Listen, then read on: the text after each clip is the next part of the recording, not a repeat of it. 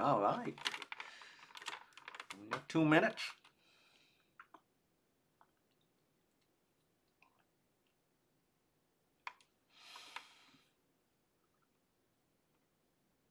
And there we go. Ah, yes. Lobby tables.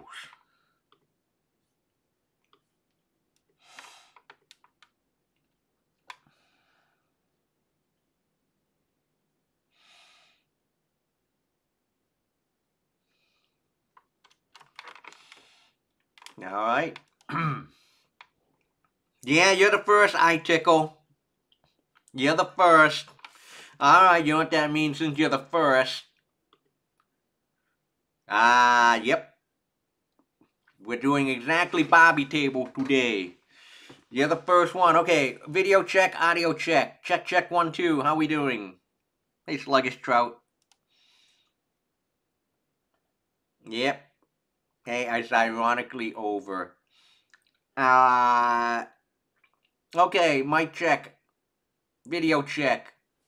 We good? Lighting good?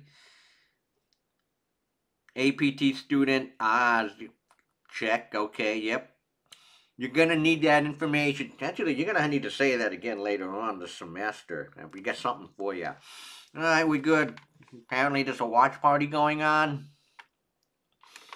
Yep, Bobby tables, little Bobby tables today. We're gonna do little Bobby tables, also known as the oldest. I call it the oldest trick in the book. We're a minute. Yeah. We're gonna do not one. We're gonna do like 1.5 things today. Okay. Guess we are ready. 4:30. Hello, everyone. Welcome back. It feels like a long time ago since we were last on Twitch. Yeah, feels like forever ago, but really been 2. Hello, everyone. I'm Ming Chow, associate teaching professor at Tufts. Yada yada yada. Yeah. So what I have here. Anyone here an XK? What the heck? XKCD fan here. Legendary XKCD. Hey, DD man. All right.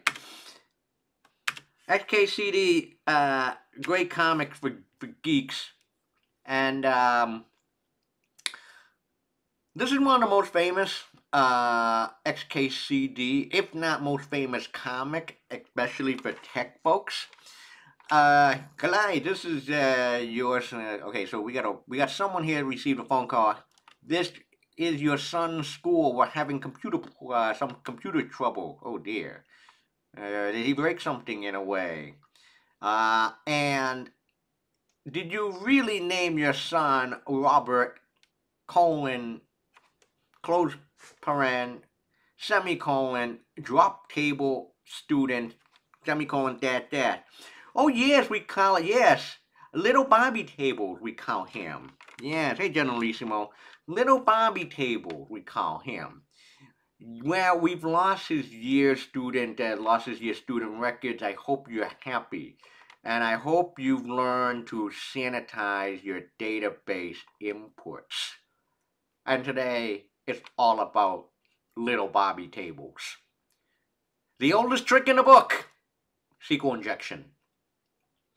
SQL injection, in very, very, very simple terms, allows you to have access to data that you should not have access to. That also include things like bypassing authentication. Yep. Want to know why your data got lost in a data breach? This was probably the reason why. This is probably the reason why that your data got breached. And today, we're going to show you, not only going to explain how it works, but also for an upcoming lab. And actually, we'll do a few hands-on labs today. You're going to actually have to do SQL injection by hand. Okay, so first of all, what in the world is the SQL? SQL is a structured query language. For those of you who don't know, did anyone here has anyone here, like, one of the things that really bothers me over the years is apparently a lot of students, computer science students, can graduate and don't even know SQL anymore. You go to W3 schools, SQL is a standard language for sorting, manipulating, and retrieving data in databases. This is a tutorial that you can use. W3 schools have improved over the years. It has improved over the years, but the one SQL tutorial that I gung-ho refer everyone to do is SQL Zoo. SQLZoo.net. Oh, I didn't know that. Structured English query language. So I tell everyone, if if you don't know SQL, I mean, look, if you're doing computer science or tech, anything in tech, and you got to know SQL. Like if you work at most production database systems in the world, some of the most important database systems in the world, like online banks, student information services, list goes on, all use SQL. Okay? And for the most part, and I repeat, for the most part, the basics of SQL, of the structured query language, are transferable to all different types of relational databases such as MySQL, Postgres, Microsoft, even Microsoft Access. Okay? Yeah, or squall. Yeah, squall. No, I call it. Some people say SQL, some people say SQL. I say SQL. We're not going to get into a flame war. It just, at least, is not squall. All right. So here is, for those of you who don't know SQL, here is a here's, again, SQL is used for querying data, but just really basics that you got to know. So SQL Zoo is all hands on. Querying. Let's talk about querying by way of select. Now, a select statement is querying data, finding data. We're not going to deal with them insert. We don't need to worry about that, but there's also that too. But select for querying data is the most fundamental that you got to know. So here we have a database table called world. And this database table is structured data, contains structured data with 1, 2, 3, 4, 5 columns. Name, continent, area, population, and gross domestic product. So introducing the world table of countries. And this is the very first example. We're only going to do this first one. This example uses a where clause to show the population of France. This is very important. Note that strings should be in single quotes. This is very important, extremely important for today's matter. Strings in SQL or SQL are in single quotes. So the idea is this SQL statement is select population from the world table where name equals, well, a string. So a general format of a select statement works like this. Is select fields from table name followed by, if anything, where conditionals. Where a whole bunch of parameters, like where, blah, blah, like, okay. So that's the general structure of a select statement. It is select field, like if you have multiple fields, you just separate the field by comma. If you don't know, if you want all the data, you can use a wildcard character, the asterisk, from the table name where, okay. Here's a one literature note. SQL commands like select from, like SQL commands and keywords such as select from, where, they can be either uppercase or lowercase. But if you read any textbook, any documentation, the general accepted form is they're always going to capitalize reserved words in a SQL statement. So this is fine. This is also fine as well. You get the idea. So I just want to make that very clear. I just want to make that very clear that whenever you read any literature or anything, keywords in SQL are going to be all in caps. And I'm going to follow that convention as well too. Okay. So here it is. The question asks, modify this SQL statement to show the population of Germany. So okay. So I'm going to say select, let's say it's GDP and area from the world table where name equals France. And then if I submit, you're going to see the results on the left, on the right. Wrong answer, too many columns. So as you can see now, this SQL statement I said, it's going to return the GDP, get the GDP and the area from the world table where the name of the country is France. In this case, it's just, well, you see GDP and area. Okay. It is case sensitive where you have to, okay, yeah, where you have to select the type. I think they enforced it. I didn't know that. Thanks, Generalissimo. I did not know that. I learn something new every day. But then again, like, I've been following this convention for years anyway. So this isn't going to work. The question really asks, modify it to show the population of Germany. So you're going to select population from world where name equals Germany. And that should work. That's correct. Does the case of the string matters? Let's use a lowercase g instead of a capital G. Actually, that will work too. Okay, France. Nope. Germany, and lowercase. That actually does work. Interesting how this is actually makes a case insensitive. So that's a basic SQL. That's a basic SQL statement, a select statement to query data. So now, okay, let's do a sinister example. And I gotta draw this out. So I'm gonna have a database table called users. Hey Van. So I'm gonna have this database table of users is gonna have 3 columns. Now don't worry that the password is going to be in plain text, but that's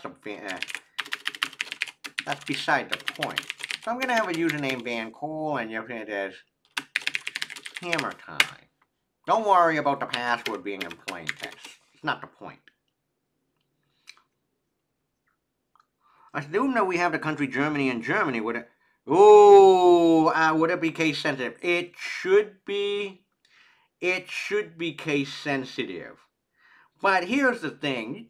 You really got to write databases to enforce that rule where you shouldn't have multiple. That's a bad form. That's a really good question, XXX blind bear.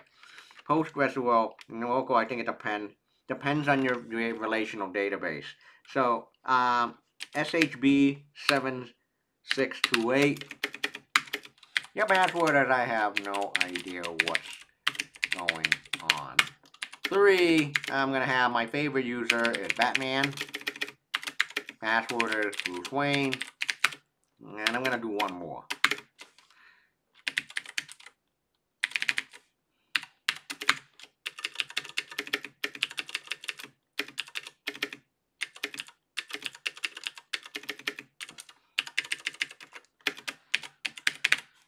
And your password is going to be that. Well, again, this is a database table. Don't worry that the password is in plain text.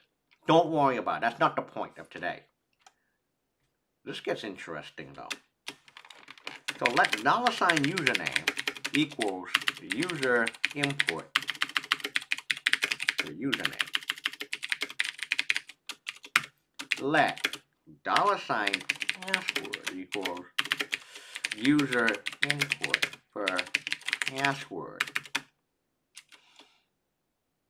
Then $query equals select star from users where username equals in single quote, I'll sign username, we're going to do plug and chug.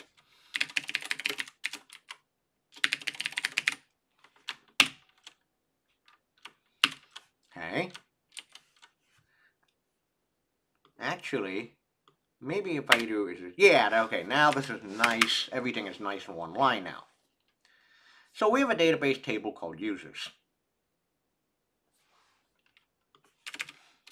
Now we have some code below.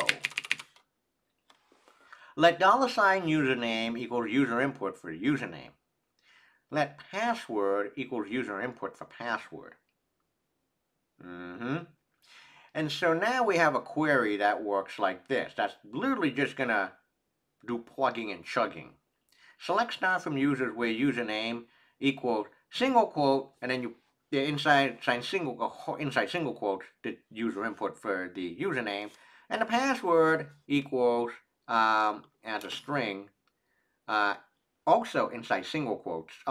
Inside single quotes the user input for the password. So we're going to do let's do some plugging and chugging. So let $username equals oh, sorry, it's SHB. Okay? Let $username equals SHB7628. Let $password equals, I have no idea what's going on. Okay.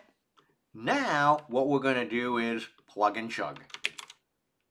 Replace $username in the SQL query with SHB768, which is the user input, and replace the $password in the query with, alright, here we go.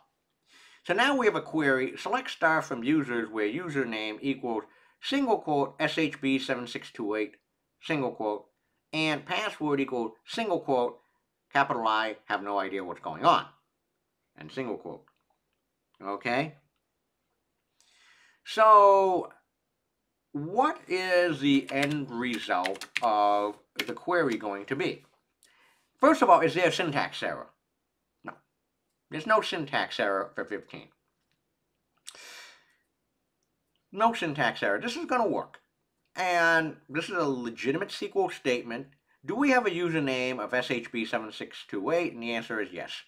And do we also have a record where the password is I have no idea what's going on? The answer is yes.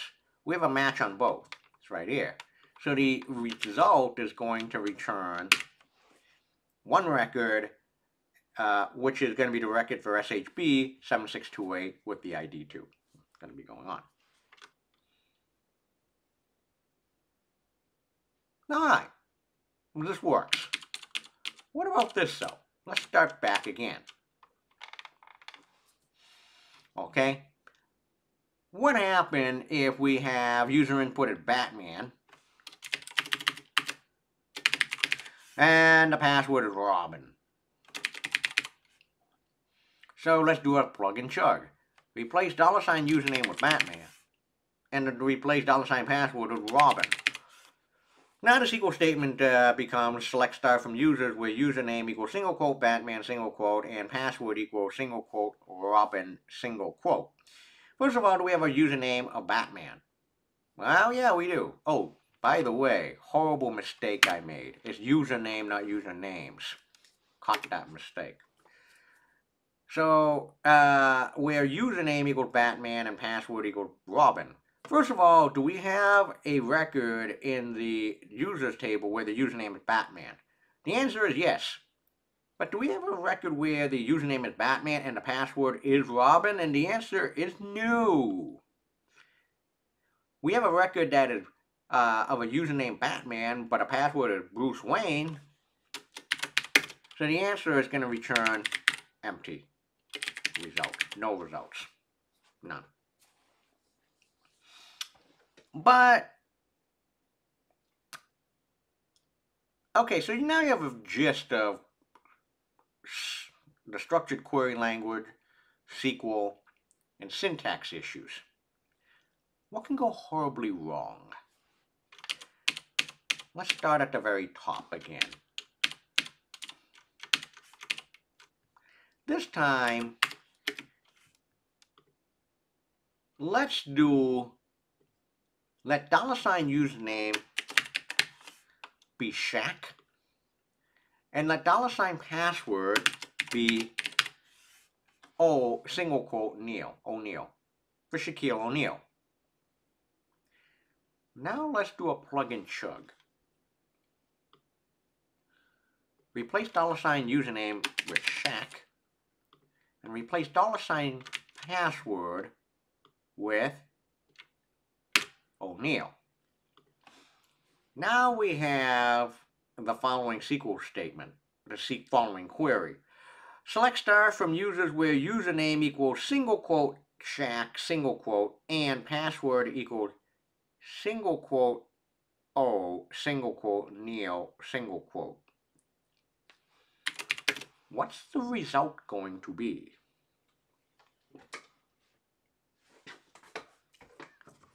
And this is really the crux of the injection problem for SQL. Remember, strings in SQL have to be enclosed inside single quotes. What's the result going to be?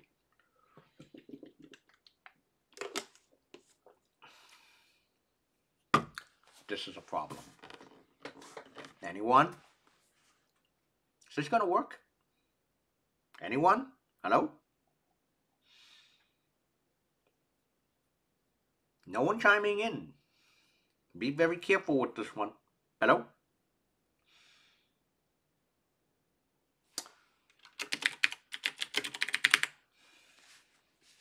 Syntax error. You're going to have an issue with the, you're going to have an issue with the, you have a syntax error here. Because, look, you have single quote, single quote, Neo, and a closing single quote. You have a mismatch of single quotes here. There's a syntax error here, folks. Yeah. Hi, my name. Yeah, that's correct. Yeah, we have a serious problem. This is going to return a syntax error. However, what if you can exploit this problem? What if you can exploit this very problem, and instead of returning a syntax error, you can return all the records in the database table users? Now you know that the the single quote is going to cause some problems. So why don't we take advantage of this idea and mangle the SQL statement to do some interesting things. Start at the beginning again. What if we did something like a username where, I don't know, blah, could be anything. I don't care whether it's 1A, 2A, 100 A's, doesn't matter. Your username can be anything. But your password, we know that if you have a mismatch of single quotes, it can return a syntax error. But why not we actually make a password that actually do contain single quote or single quotes and will return more data than is necessary? Anyone know of a password that can return everything? Remember, you cannot have a syntax error.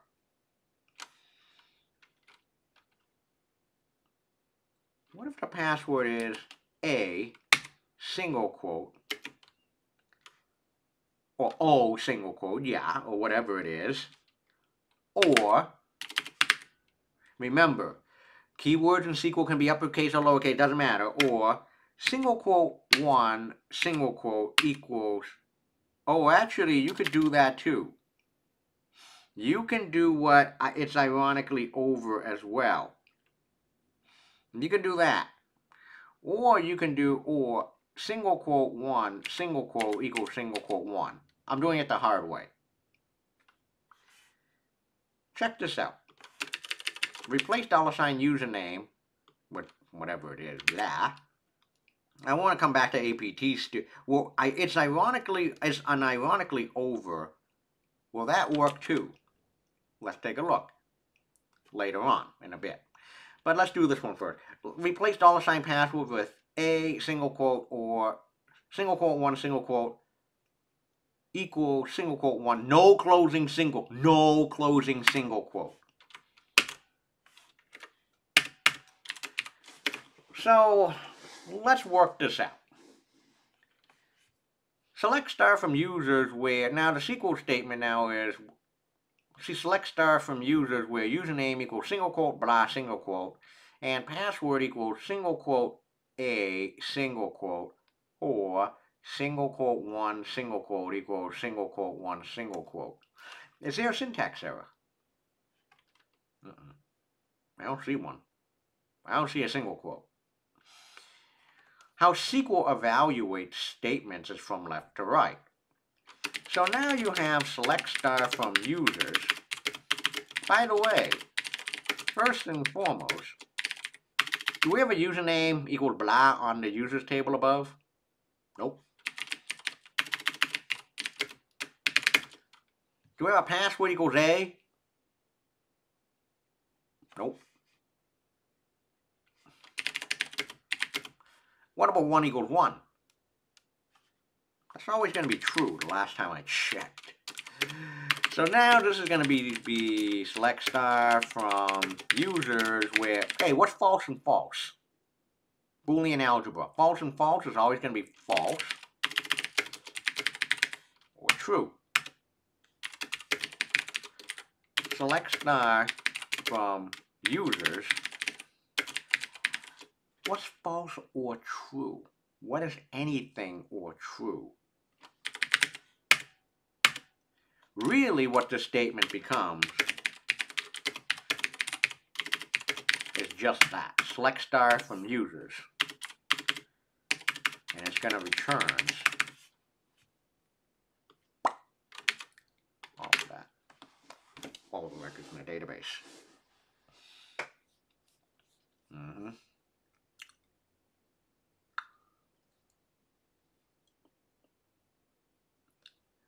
And this is a SQL injection problem, folks. The SQL injection problem is this. At the very lowest, at the highest level is using the single quote in the SQL statement to actually return result that, well, you can actually make the SQL statement return interesting results. But the real crux of the matter really is mixing a computer program, which a SQL statement is, with user supplied input.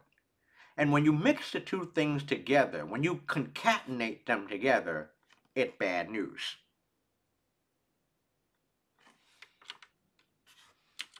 It's not good. Now, I want to go back up to it's unironically overs a thing that you wrote. So let's do this all over again. But instead, let's do what you said. O, single quote, or single quote 1 equals 1, no closing single quote. Will that work too? It should. It actually should work. And what you have is, oh,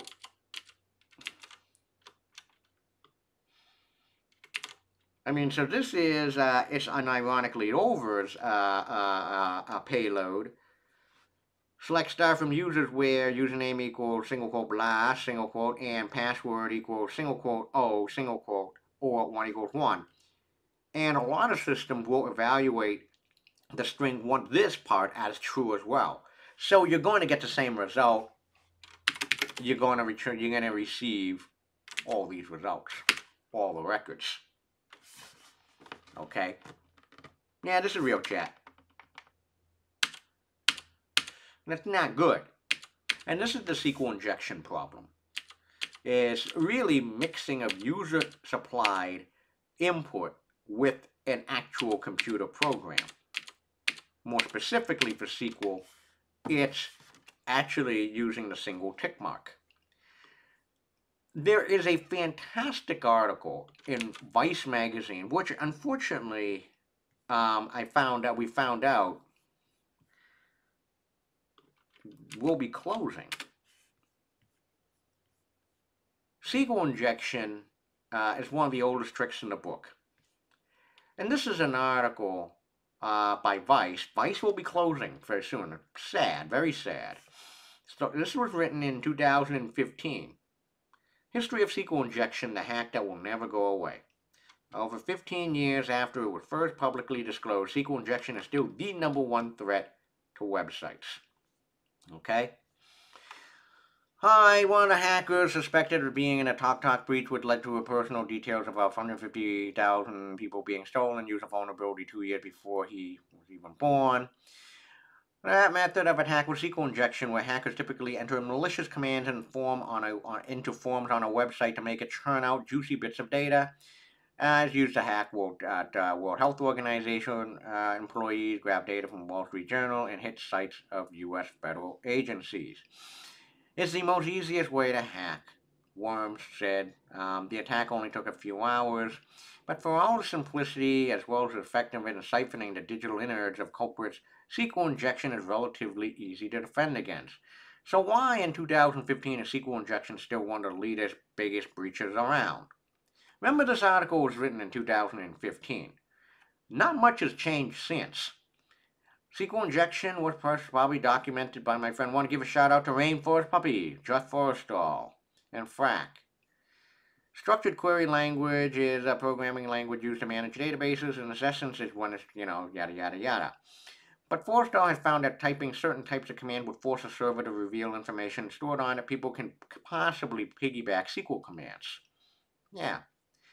Here it is. Today, this was 2015, over 15 years after it was first publicly disclosed, SQL injection repeatedly sits at the #1 spot of vulnerabilities of the OWASP Top 10, which is released every 3 years by the Open Web Application Security Project Foundation, which they renamed themselves from Web, a nonprofit that monitors threats to web as a website.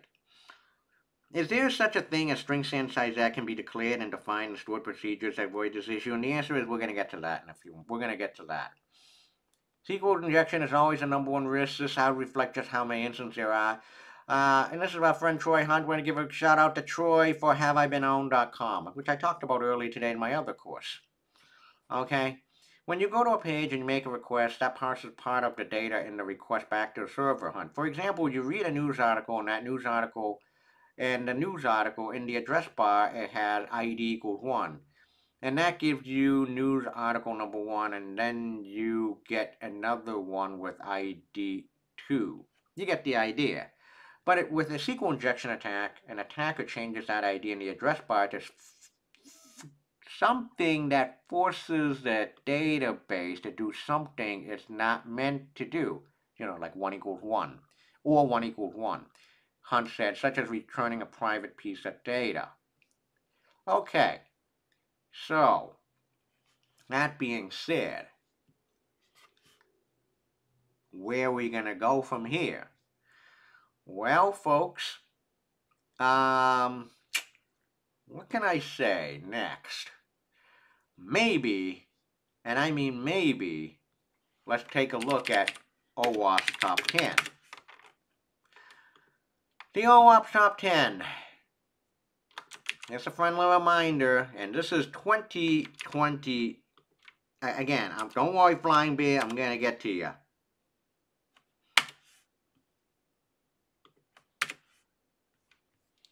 Where is SQL injection here on the top 10 web application security risk? Number 3. CWE 89, SQL injection. Well, let's take a look at CWE now. This is 2023. The CWE top 25 most dangerous software weaknesses. Here we are in the year 2023, and guess where SQL injection is? Number 3. So you may be wondering, what the hell? 2015, it was numbers 1 and 2. Well, it was up there. Here we are in 2023, actually 2024, and SQL injection is still at the very top 3 of the 2023 CWE Top 25 Most Dangerous Software Weaknesses. I want to let everyone know here. I first got into cybersecurity in 2004. 2004 was when I first discovered this thing, better known as cybersecurity.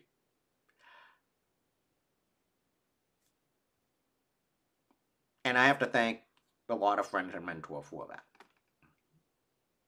Sometimes the people that you meet has the biggest impact in your life. When I was learning security in 2004, the numbers 1, 2, and 3 vulnerabilities were cross-site scripting, SQL injection, and buffer overflows, in no particular order. Again, in 2004, the 3 vulnerabilities, the big ones, top 3, were buffer overflow, SQL injection, cross-site scripting. Here we are in 2024, 20 years later, and the top vulnerabilities are still cross-site scripting, SQL injection, and buffer overflows. Really? Why? Why the hell are we still facing the same problem that we have been for 2 decades? And I've asked myself this question all the time. You let that sink in. Here's the CWE details on SQL injection. Without sufficient removal or quoting of SQL syntax and user-controllable input, the generated SQL query can cause those inputs to be interpreted as SQL instead of ordinary user data. This is used to alter logic checks, yada yada yada, and they even give a few examples here. Yep.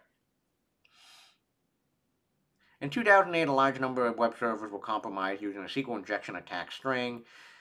The single string worked against many different programs, yada yada yada. So here it is. This is exactly what we've been doing. Okay? So now you've seen SQL injection. What about for you now to try one out? And that's where we're going to use the damn vulnerable web application. The damn vulnerable web application, the DVWA, is a deliberately vulnerable web application. The username is admin. Oh, the username is admin and the password is password, all lowercase.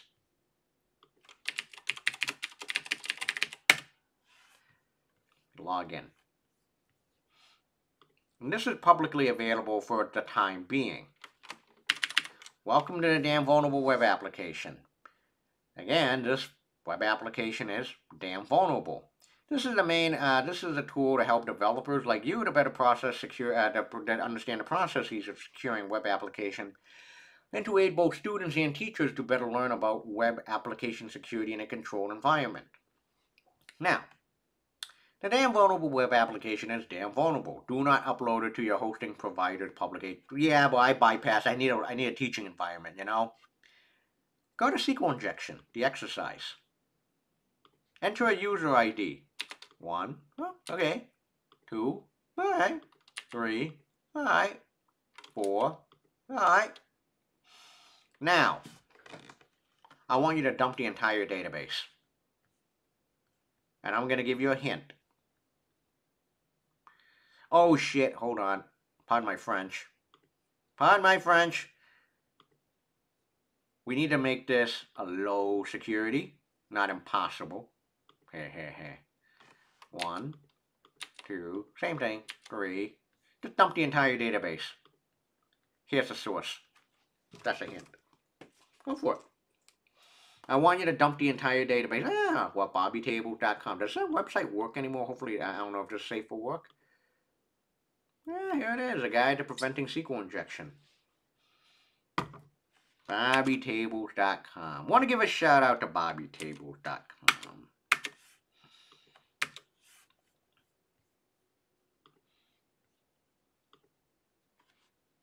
And that's a clue. That's a huge clue right here. Give a user ID that can dump the entire database.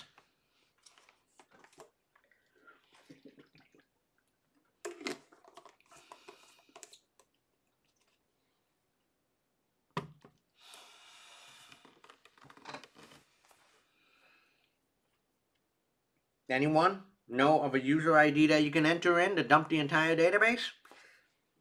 The clue, the huge giveaway clue, is that SQL query that's in the PHP. You don't even need to be a PHP ninja and not. Look at the look at the code for the query, a $ query. Can anyone dump the entire database?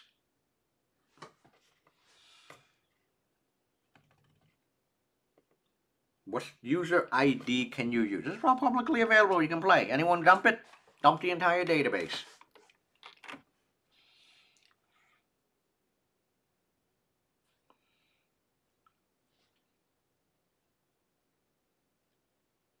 Oh, that's way too complicated, man. No, way too complicated, man. You can do that. APT student 04, like that one. One, single quote, or space. Okay, so it's one single quote space or space single quote one equal one. Will that work? Did you try it? Bing! That works. I did it for you. It works. Very well. It works very well. There you go. I mean, I would do one single quote space or space single quote one single quote equals single quote one just to be safe. I mean, a little extra work, same result. You get the entire database. Dump everything. There was an admin here? Really? Oh yeah, that's the first one. 2, 5, Bob Smith. 4, a single quote space or space single quote one single quote equals single quote one. Or you can do like whatever, single quote space or space single quote one equal one. And that'll work too. Yep, now we dumped the entire database. This is a SQL injection vulnerability. Well done. Alright. Alright, so now you got some practice now. The 7th lab for the security class. Yeah. CS116.org, lab number 7. Gain access to a website, to the website. Visit the URL without any tools such as Burp Suite or SQL Map. And only using a web browser gain access to the website, bypass the login. And the website is, maybe wondering what the hell is the website? Oh, the website is this. 35.184 43.6. Bypass the authentication. Get in. That's it. That's your job. That's the lab. The lab is, well, bypass the authentication using SQL injection. Oh, are you sure? Really? Try it. No. Wait, hold on. One single quote space or space single quote one equals, really? But are you on, wait a minute, here's the deal. Are you on, low security settings? I'm going to set the level to impossible. We're not going to do the impossible one. I don't think this is going to work. This shouldn't work in the impossible. Nope, that doesn't work. Make sure that your DVWA security is set to low. So go to DVWA security, set it to low. Yeah, then that should work. A single quote space or space single quote one single quote equals single quote one, or you just do one equals single quote one equals one, no closing single quote. There you got it. Yeah. Yeah. Okay. Yeah, this is a good practice round. But wait a minute, wait a minute. Is there something better that we can use? Oh yeah, we can. What if I told you that yours truly also built something called a deliberately vulnerable voter database? Oh geez, people have started this shit? Really? Cool. Nice. I didn't know that. Yeah. That's pretty cool. This is a deliberately vulnerable voter database. The purpose of this system is to demonstrate what happened when a voter database, including a form, are not well developed and have vulnerabilities. Docker container. I don't even know if that still works these days. And it's also a manual install. That's me. And here's a whole bunch of articles that say how SQL injection as attack is tied to an election commissions. Nope, sorry. Yeah, how the Russian penetrated Illinois election computers, yada yada yada. Okay, but yours truly also have an instance of this vulnerable voter database available. What the hell? Oh, here it is. 35, go to 35.184.43.6 voter DB. This is a fake find my voter register. Ooh. Here it is. Now we got a problem here though. We got a bunch of problems with this. So M Daniels, date of birth, March. Okay, so wait a minute. We got a problem here. We got some serious problems on this form. Zip code is 5 characters long. 5 numbers long. Date of birth month is constrained. Date of birth day is constrained. Date of birth year is constrained. And the zip code has to be 5 digits. I don't know if I can do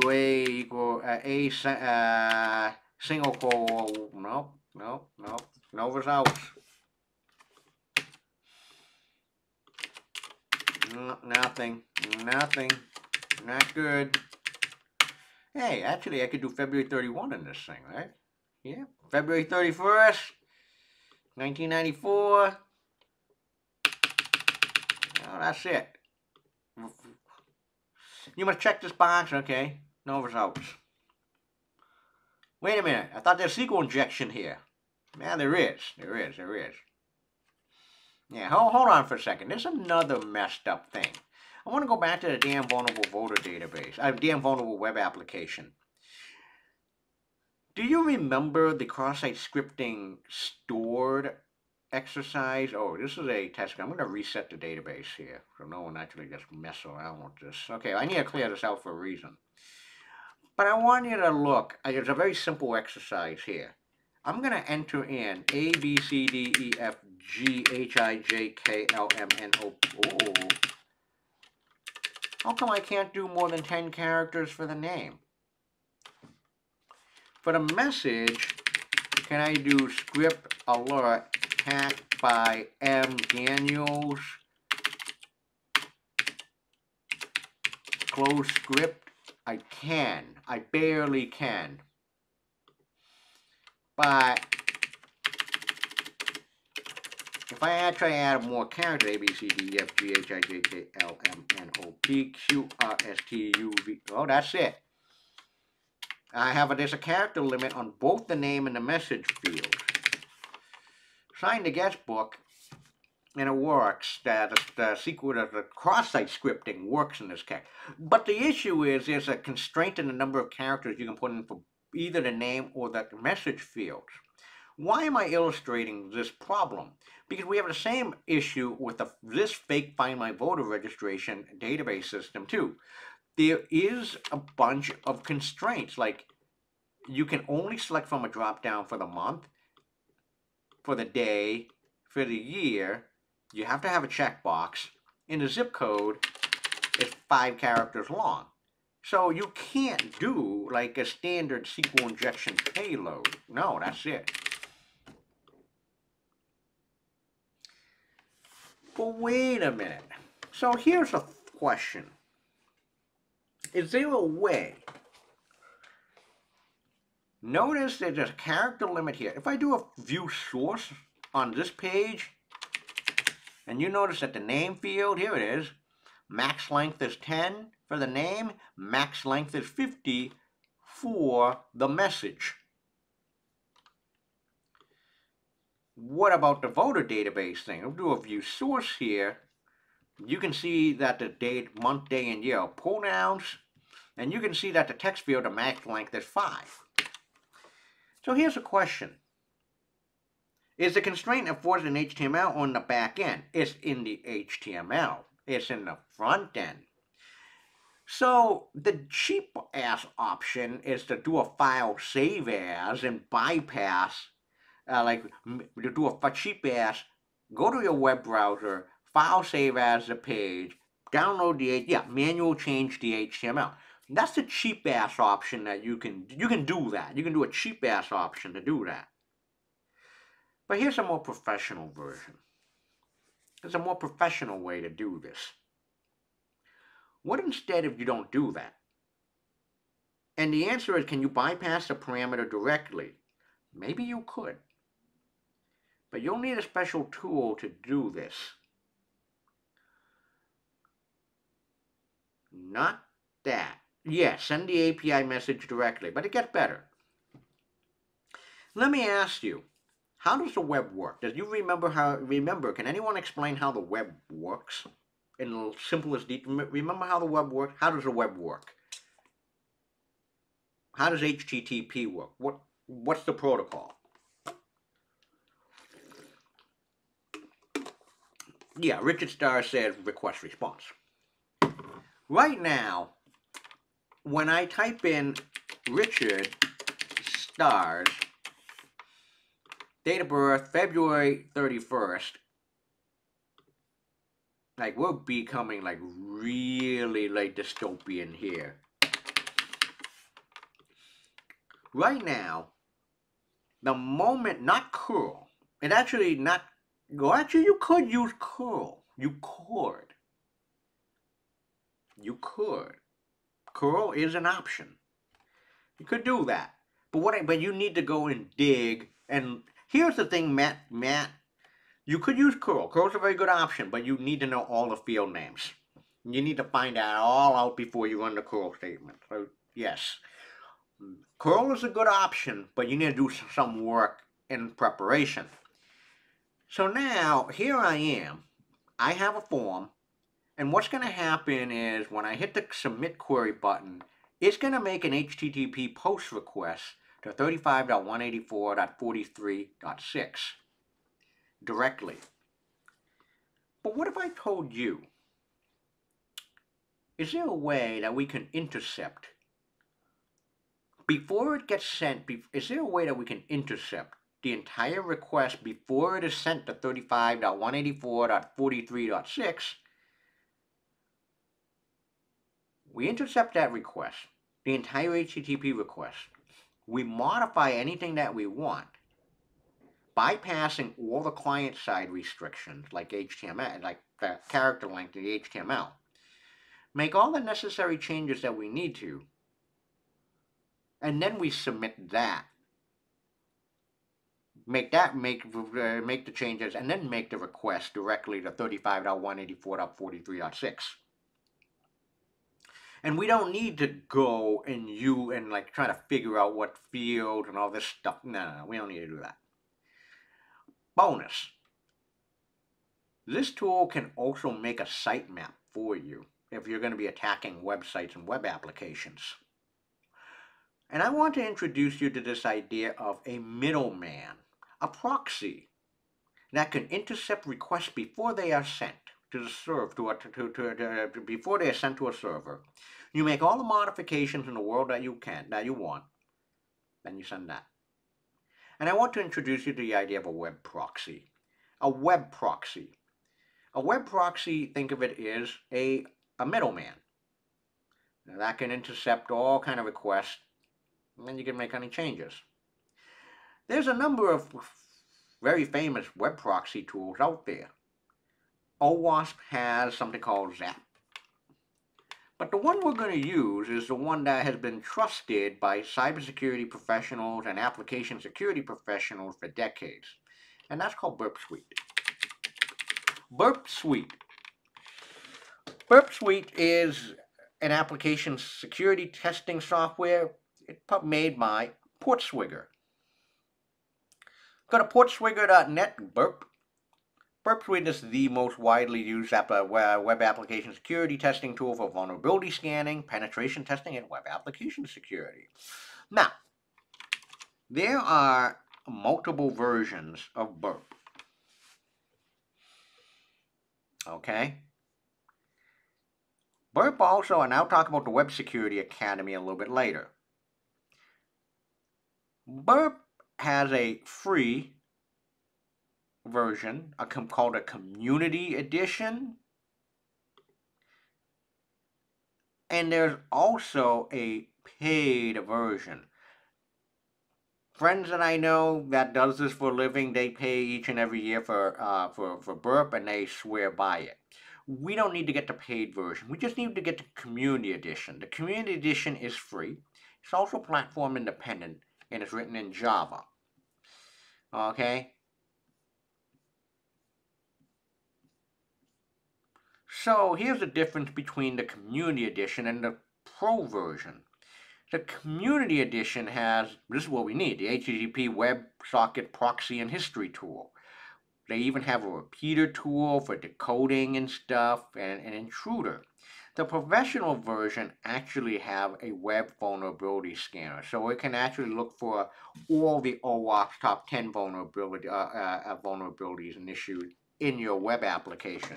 All you need to do is just punch in a URL. Now you just need to do a web proxy. Okay.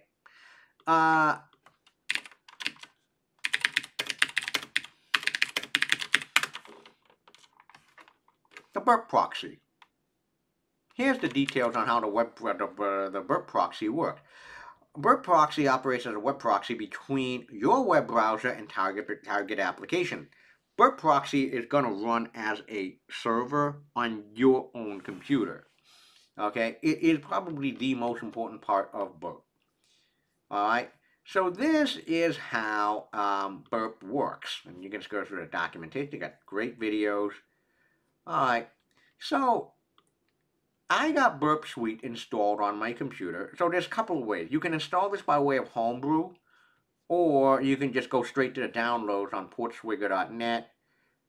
Pick your operating system version, you name it. All right, now Burp Suite.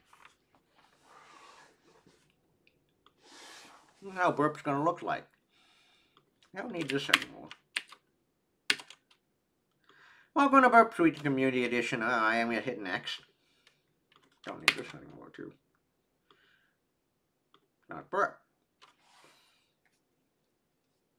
Alright, here we go. So, we have our live passage. This is the scanner, but I think this is a Pro version. We don't need that. We don't want that. So we have a target. We have no target. We haven't done anything yet.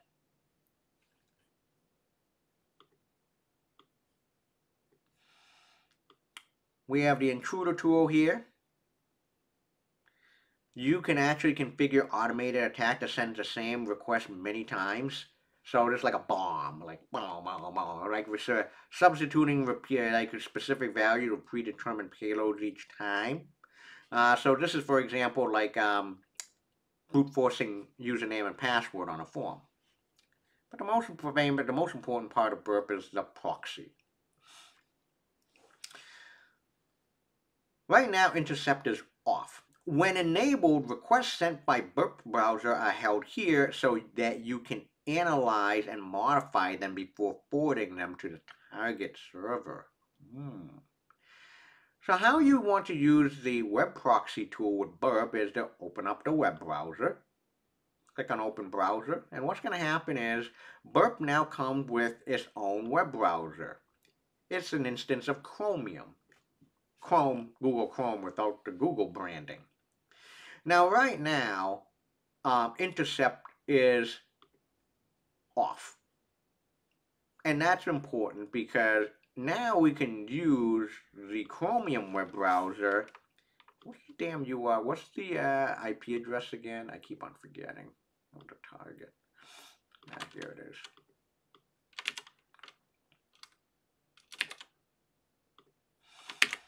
Go to http:// on the Burp browser.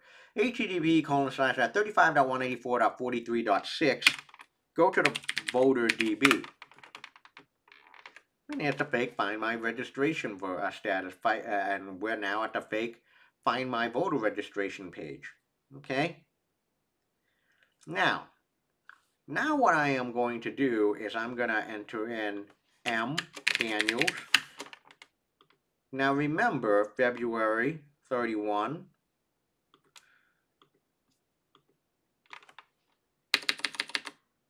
Check the box. No result. Cool.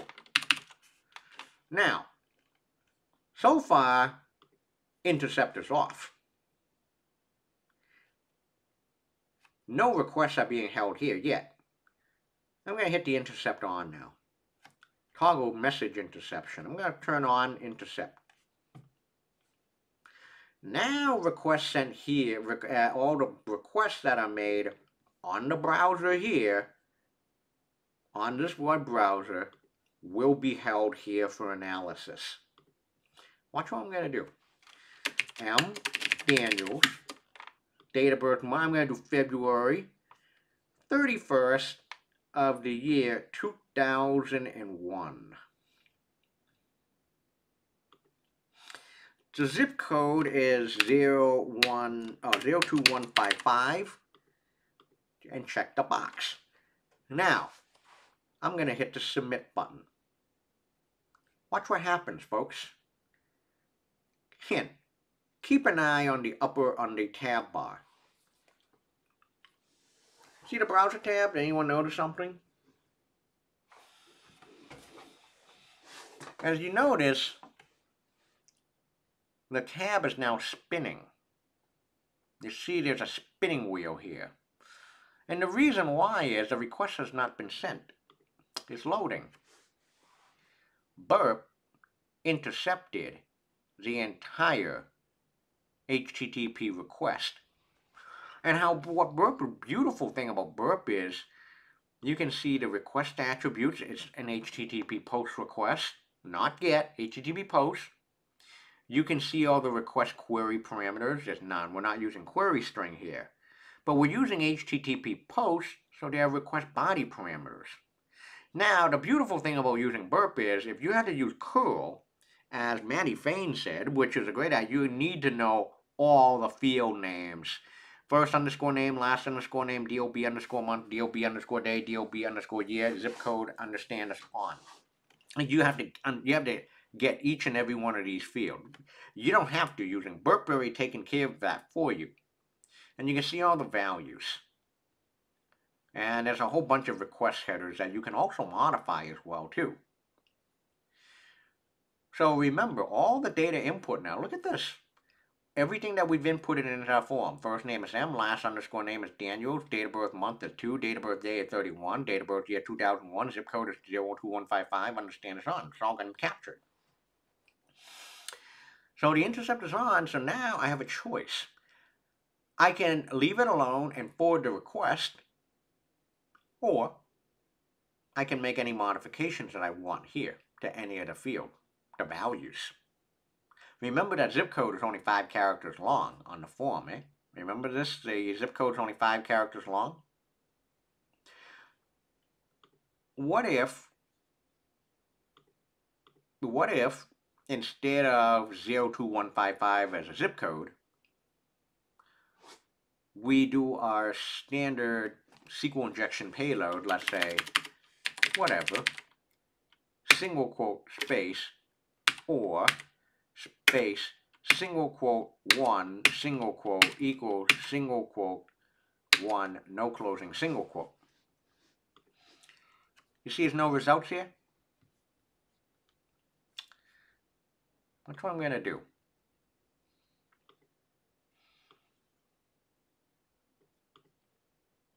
I have two side by side here. I do a side by side. Because now I did my SQL injection payload here on the zip code, and now you know that zip code is way longer than 5 characters, or 5 digits. Now what I'm going to do, and I'm going to hit the forward. I can forward the request now. Now I can send the request directly to 35.184.43.6. Watch what happens. Boom. We just dumped the entire voter database. Over 10,000 records. I think just over 10,000 records here. Boom. All the records. Yeah. Yeah, let's do this again. A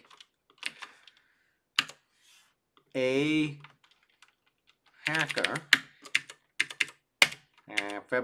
March 13. I hit submit. Up. Now you can see you got intercepted. Whatever. And now I'm going to forward the request. No results. Let's do it again. Harry Styles. March 19. Whatever. 1990. Check the box. Submit. Alright. Let's do this again. I think it was, let's do another one. Let's say a single quote, space, or space. Let's do a single quote, 1 equals 1 this time. Forward the request. Bing! SQL injection. Dump all the records. Alright. Well, let that thing run. Also, as a bonus now for all of you folks, go to the Target tab and Burp Suite. And what you can do is you can now see there's a sitemap that's created. The entire directory structure of VoterDB has been recorded.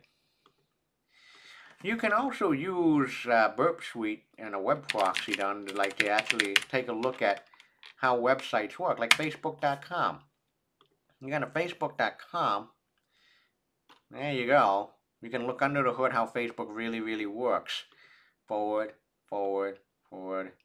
There's so much here. Oh my God. You're gonna have to forward many requests. And now you can even build like the Facebook website, how it looks under the hood. Yeah, I can do yeah, what happens? Open even more requests. Forward. A lot of requests comes in. So how about this? M. Daniels 5757. Oh, another request? I'm gonna drop this one. I don't care. Whatever. Lots happened when I hit the whatever. Drop this for now. I hit the login. Facebook. Woo! Here we go. You can see the post request to log in. Ooh, look at that. M. Daniels is the email address, the login source. And they did something with the password here. Interesting. Yeah. HTTP post. Where are the request body parameters? Here it is. Email source. Cover path. So you can see how it all works under the hood. The hell is that? I don't know what that is. Very interesting. So it looks like they encrypt the password too. Cool. Yeah, so that's a web proxy. Web proxies allow you to bypass. Now I'm going to drop the request. Drop, drop, drop, drop, drop. Whee! Request was dropped by the user. And web proxies are wonderful. Can we only intercept requests from our local devices, or can we do it from other devices that are no. Great question. At Flying Bear, you can only, that's a good question. You can only intercept requests on your local devices, where Burp is running from. Burp runs as a local server on your machine.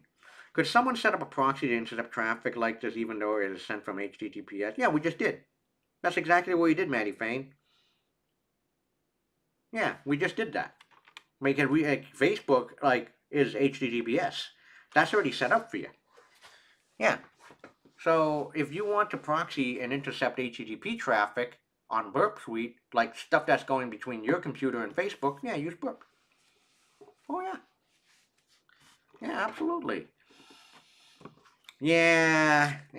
Oh yeah. So absolutely, you can even if it's sent by HTTPS. Yeah, I mean, Burp browser is configured to do that. How would an attacker use this to intercept HTTP requests on a net? On a network. On a full network, that's a lot harder. Then you need to have all the computers on the network actually installed. Yeah, the trusted certificate, exactly. You can do deep packet inspection.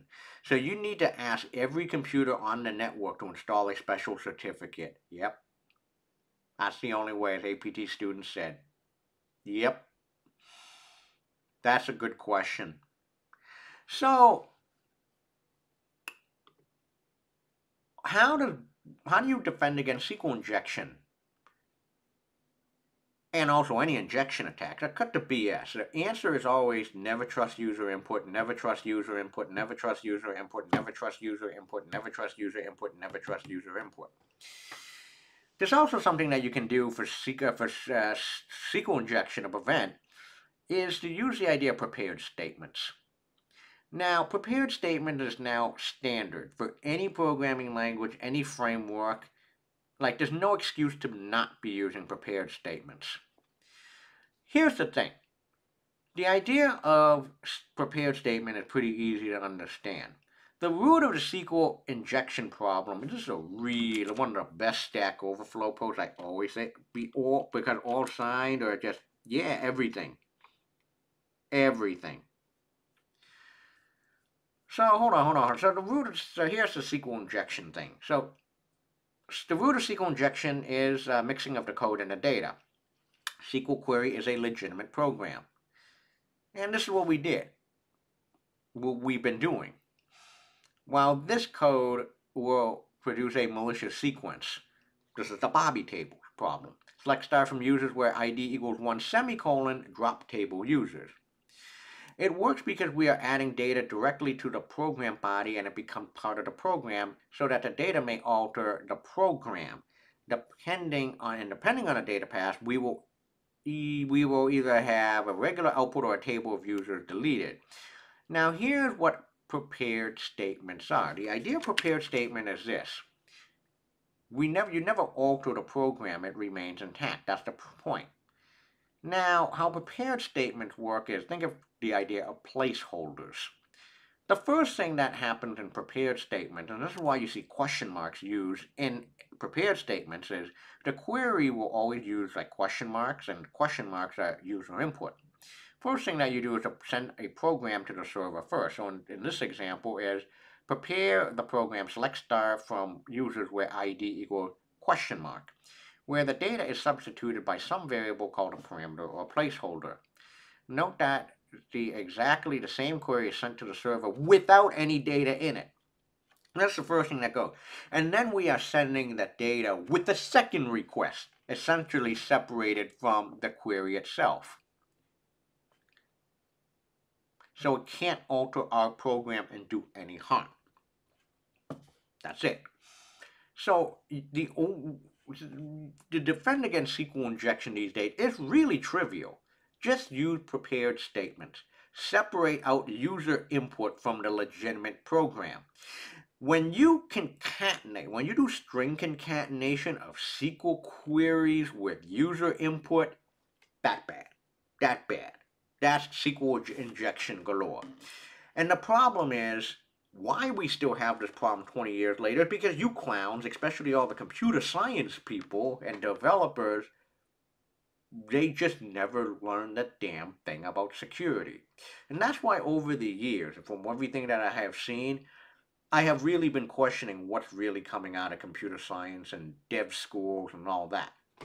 Because it's just a whole bunch of basic lessons never taught. Like these are like basic stuff that is just not taught anywhere. And here we are, we're just facing the same problem for over 2 decades now.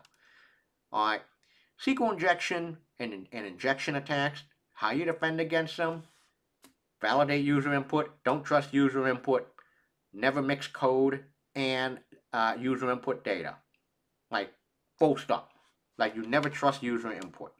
But even that basic lesson, people still don't get. One more thing before we leave is Portswigger also has, if people are looking for really good education, Portswigger has a Web Security Academy. It's free for everyone. Okay?